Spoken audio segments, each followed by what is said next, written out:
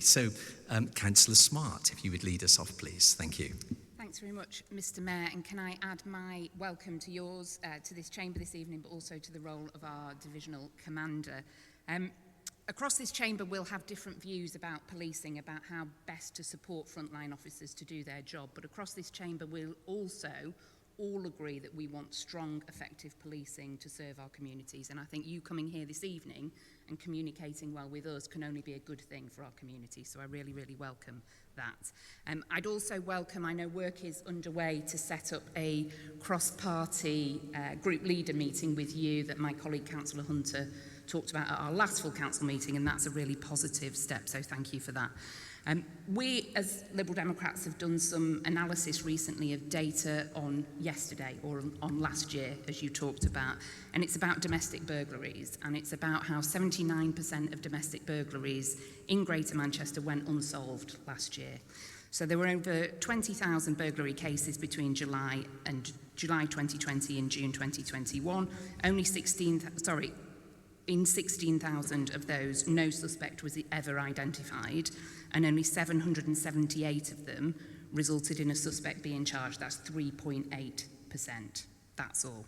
We all agree, I'm sure, that everyone should feel safe in their own homes, and we all agree that if somebody reports a burglary, it should be investigated and a suspect should be identified if possible. 8 out of 10 not being solved is a damning indictment on Greater Manchester Police, and I think you talked about the trust needed in senior officers and from the public, and that being really important to build back. I'm not going to ask you a political question because that's not fair. Resourcing decisions are taken by the government, which at the moment is Conservative, and the Mayor, who at the moment is Labour.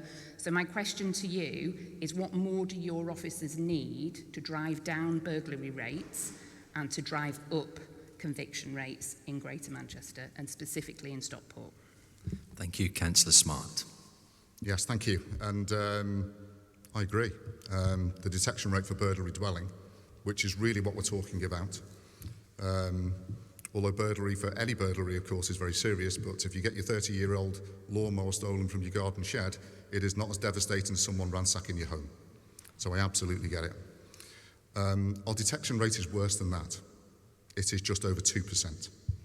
It's shocking. It's unforgivable. What resources do we need? We don't need more resources. We need direction, focus and leadership.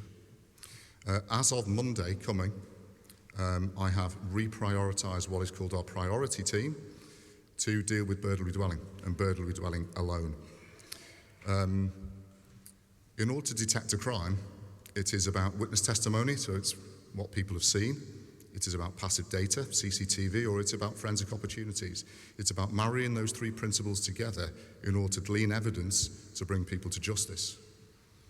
As of Monday, there will be one team of people in Stockport working under one detective sergeant and one detective inspector answerable to me that will concentrate their resources on burglary dwelling.